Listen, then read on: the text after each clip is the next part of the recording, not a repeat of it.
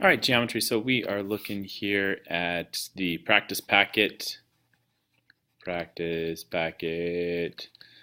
chapter 8. And this is all about right triangle trigonometry. And this is kind of part 5 out of, I don't know how many, maybe 6, maybe 7, probably 7. So here's a question. Well, really the question's there, and the question is, what's the angle? So we did this thing, and we kind of looked at how do I set up a ratio like it. Let's call this x, and if I were to say like cosine of x would then be like the adjacent over the hypotenuse, and then if I put those pieces together, the adjacent would be this one because it's running right next to the angle. It's not across. This is the opposite over there. And then 74 would be the hypotenuse, so it'd be like 70 over 74. I could have answered that kind of question, but that's not the question. The question is, well, what's this? Cosine of what? Well, there is a backwards way to calculate these kind of things. It's a lot easier than you would think. And basically what you do is you're going to say the anti-cosine or the arc cosine or the inverse cosine. We just say arc cosine. And then we would put in whatever this is right into there. And we can type this kind of thing into a calculator, and it'll give us an angle. So this is going to give us something, our angle. Now we want it in degrees. So that is kind of important because of the way we're going to do it, because we're just going to use the simple Google, I think it's called the Omnibar, the search bar thing where we type things in at the top. So let's pull that up. I'm going to pause the video here and pull up a Google search tab. So we're going to take that information we had, and I'm going to type it right into what we were looking at. So if I kind of go back and here's my picture of what I was looking at. It was arc cosine of this piece here. So we're looking at 70 over 74. This is what I want to type in. So let's put that in here. So I'm going to type in arc cosine of 70 divided by 74.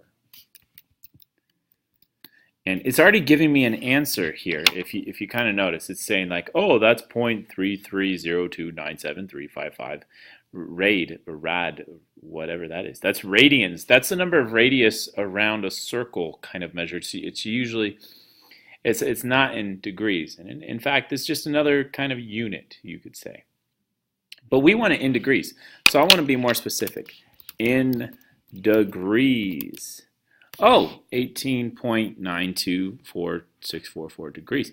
And Google does this awesome thing where it just kind of calculates it for us. Oh, whoops. Well, what was it? It was arc cosine of 70 divided by 74 in degrees. And then it calculates it for us, and it's right there, about 19 degrees. Now, I'm pretty sure that's the one we had, but let's just double check here. It was adjacent over hypotenuse, 70 over 74. So we could have done that a lot of different ways. Let's see if I wanted to do a different pair of numbers. For example, if I wanted to use like the 24 and the 74. Well, from this angle, that's the opposite and the hypotenuse. So that means if I'm doing like, oh, I got to think about my combinations. So TOA, if I were to use those, that would be my opposite and hypotenuse. So I'm using the sine. So sine of, we don't know, is equal to 24 over 74. Then that means that I could say arc sine of 24 over 74, and I want this in degrees. Now, again, I need to type in degrees, but this should equal, well, approximately 19 degrees. It should, if we set it up right, because it doesn't matter which combination you use, sine, cosine, or tangent, as long as you set the pieces up in the right places. Well, let's see how that would play out for us. So I'm going to take this draw tool off, and now I'm going to go back here. Instead, I'm going to say arc sine. This time we're going to say, what was it, 20? 24 over 74? Oh, I can't even remember. I gotta check. 24 over 74. 24 over 74 in degrees.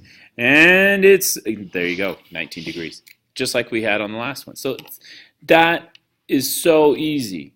It's just a calculator, and you can use your Google Omnibar search thing up there to find it.